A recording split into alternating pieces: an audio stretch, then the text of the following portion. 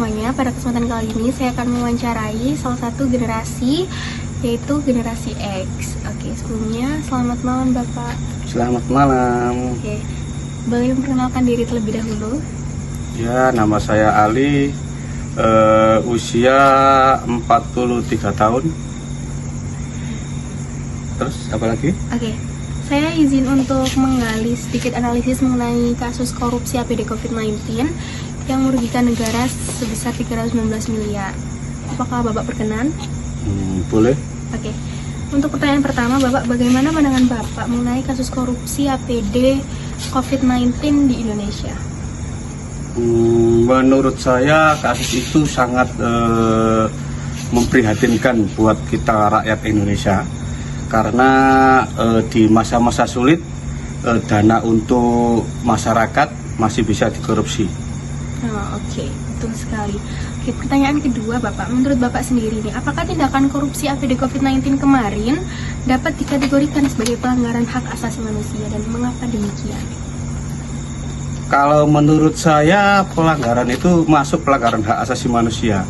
Mengapa demikian? Karena di saat orang membutuhkan biaya-biaya atau penanganan-penanganan khusus, tapi di sisi lain dana yang dibutuhkan untuk itu malah dikorupsi. Oke, betul sekali. Untuk pertanyaan ketiga, menurut Bapak, siapa pihak yang paling dirugikan akibat korupsi pengadaan APD COVID-19 kemarin, dan bagaimana dampaknya terhadap tenaga medis serta masyarakat umum, masyarakat Indonesia tentunya? Pihak yang paling dirugikan yang jelas masyarakat umum pada umumnya, juga para anggota medis, karena para anggota medis dengan dana dikorupsi sehingga para tenaga medis kekurangan alat-alat untuk perlindungan diri, sehingga banyak anggota tenaga medis yang mengalami terinfeksi juga oleh virus tersebut, dan juga banyak korban-korban yang meninggal dunia karena telatnya penanganan karena pengadaan yang dikorupsi tersebut. Iya, betul. Tentunya itu sangat merugikan masyarakat Indonesia, terutama tenaga medis yang menangani bagian kesehatan fisik masyarakat Indonesia, teman-teman. Oke, pertanyaan selanjutnya, Bapak, bagaimana seharusnya pemerintah Indonesia bertanggung jawab terhadap kerugian hak asasi manusia yang ditimbulkan oleh kasus pengadaan APD ini?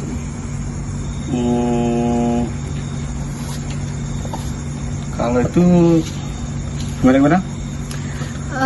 Mungkin apa yang harus dilakukan pemerintah Indonesia dalam bertanggung jawab atas kerugian hak asasi manusia yang ditimbulkan oleh korupsi APD ini, mungkin dengan pembetulan hukumnya atau kompensasi kepada korban, atau bagaimana? Kalau menurut saya seharusnya dikasih hukuman yang bisa menjadi efek jerah, biar korupsi itu tidak semakin merajalela, dengan hukuman yang mengakibatkan efek jerah. Oke, betul.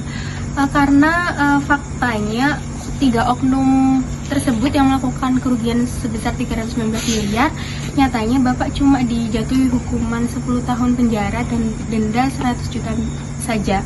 Apakah menurut Bapak itu sebanding? Tidak. Sangat tidak sebanding. Betul, saya juga setuju. Oke, pertanyaan selanjutnya, Bapak, menurut Bapak sendiri, apa faktor utama yang menyebabkan korupsi masih bisa terjadi bahkan di masa krisis kemanusiaan, yaitu masa COVID-19? Faktor utama karena ada kerakusan hati yang rakus, ingin memperkaya diri sendiri. Ya. Itu faktor utama. Kalau Betul. menurut saya. Berarti kembali ke moralitas seseorang. Moralitas. Oke, untuk pertanyaan terakhir, Bapak, langkah atau kebijakan apa yang perlu dilakukan oleh pemerintah agar praktik korupsi serupa tidak terulang dan hak asasi manusia, terutama masyarakat Indonesia, tetap terlindungi dalam situasi darurat mungkin seperti COVID-19 kemarin? Langkah pemerintah kalau menurut saya undang-undang penguatan KPK itu dengan hukuman maksimal, kalau bisa ya dimiskinkan saja para koruptor dengan disita aset-asetnya itu, biar ada efek jerah. Itu lebih untuk menekankan sistem hukum di Indonesia ya, Bapak, memperbaiki. Oke. Ya, terima kasih Bapak atas waktunya. Assalamualaikum warahmatullahi wabarakatuh. kali ini akan mewawancarai salah satu narasumber saya yang merupakan salah satu dari 3 generasi, yaitu generasi milenial. Selamat siang Bapak. Selamat siang. Boleh diperkenalkan namanya? Halo semuanya, perkenalkan nama saya Fauzi. Saat ini sebagai pegawai swasta di Indonesia. Oke, apakah benar Bapak generasi milenial? Betul sekali. Dulu saya kelahiran di tahun 1993. Saya ingin membahas mengenai salah satu kasus korupsi dan HAM di Indonesia, yaitu mengenai korupsi pengadaan APD COVID-19 yang dilakukan oleh 3 oknum Kementerian Kesehatan senilai 316 miliar. Saya ingin menggali analisis dan argumentasi. Apakah Bapak berkenan? Boleh. Saya ada 6 pertanyaan. Yang pertama, bagaimana pandangan Bapak mengenai kasus korupsi pengadaan APD COVID-19? Menurut saya ini salah satu tindakan yang sangat tercela ya, apalagi kasus korupsi di masa pandemi, di masa semua orang sedang mengalami kesusahan, ditambah lagi terjadinya kasus ini yang sangat merugikan bangsa Indonesia. Pertanyaan yang kedua, menurut Bapak sendiri, apakah tindakan korupsi APD ini dapat dikategorikan sebagai pelanggaran hak asasi manusia? Dan mengapa demikian? Ya, saya sangat setuju kalau kasus ini masuk kategori pelanggaran HAM, karena kita bisa melihat dari beberapa sisi ya. Sisi dari banyaknya kasus korupsi, kemudian di wabah penyakit, dan orang-orang yang terdampak tentunya sangat dirugikan dengan kasus ini. Apalagi APD ini adalah salah satu alat pelindung paling penting bagi tenaga kesehatan. Apabila tenaga kesehatan yang sebagai pelindungannya sudah dikurangi, standarnya itu sangat merugikan bagi petugas kesehatan. Sangat merugikan masyarakat ya? Betul.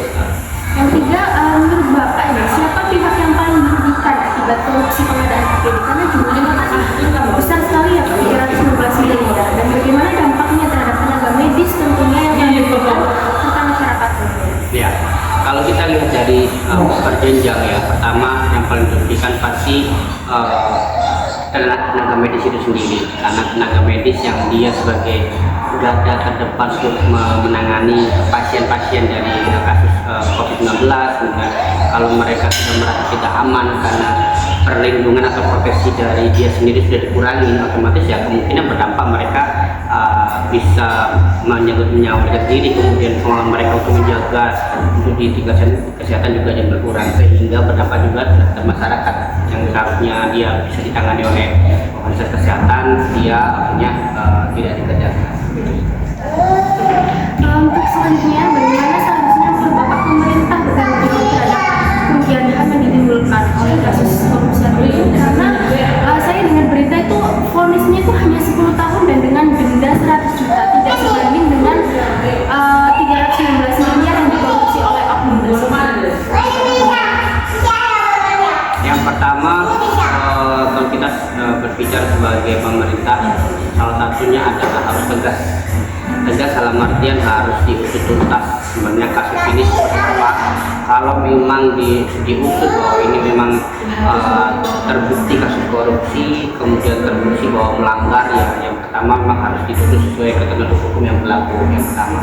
Yang kedua, karena ini sudah merugikan, bukan hanya merugikan negara ya, merugikan APD tim medis juga dan masyarakat umum, seharusnya nilai yang dibayarkan oleh oknum tersebut harus sesuai dengan apa yang diambil, sesuai dengan ketentuan perundangan.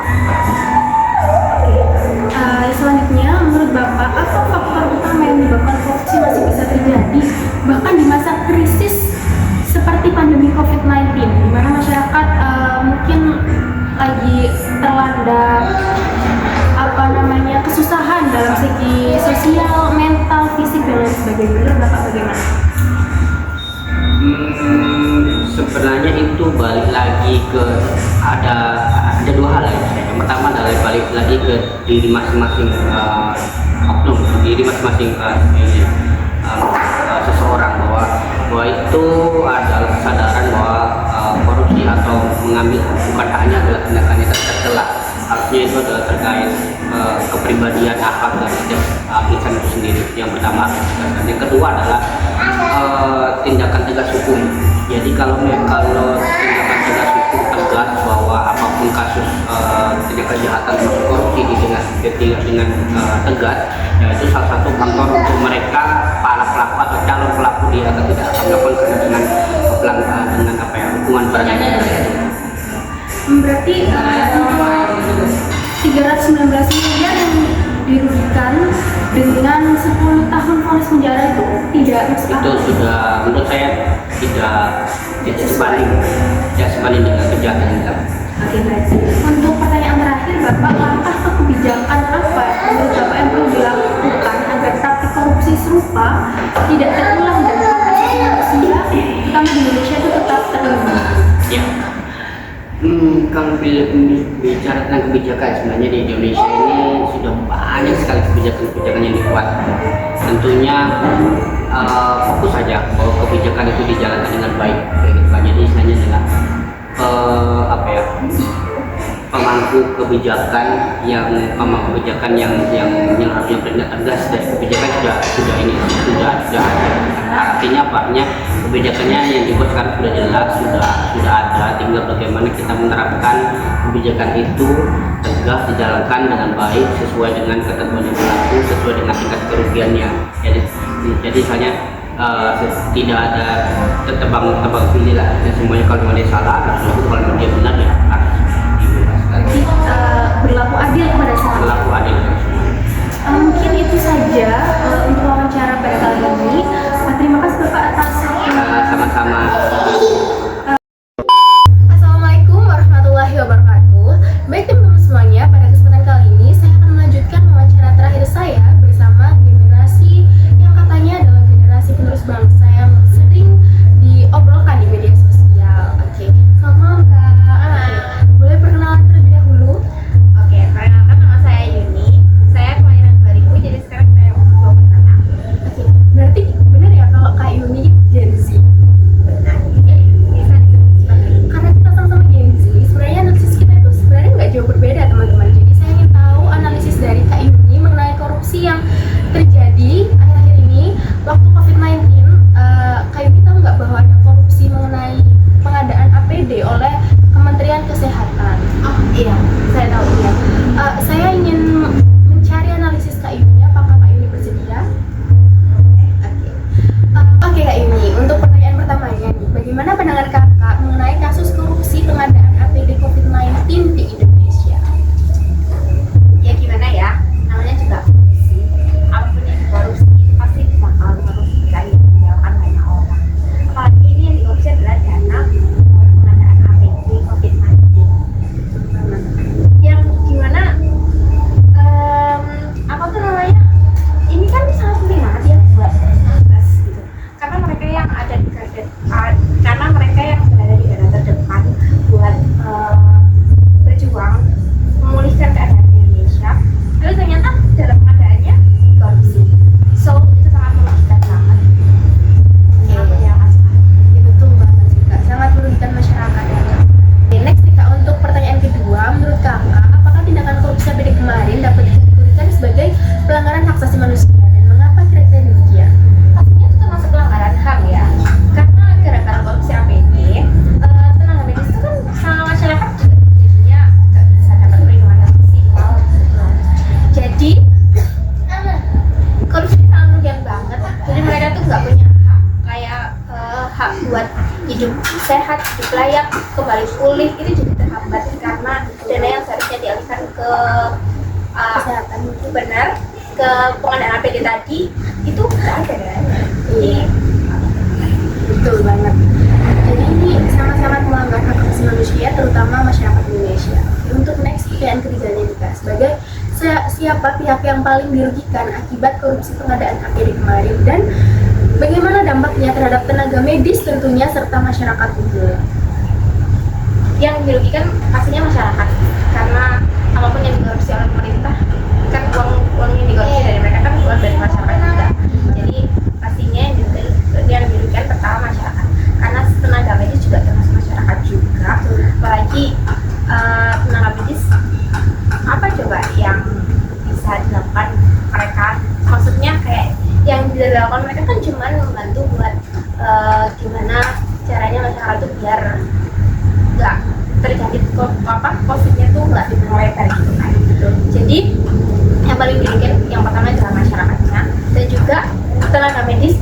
kerjanya juga agak terhambat. Kalau misal pengadaan APD-nya tuh tadi habis, itu mereka tuh udah ngelakuin apa?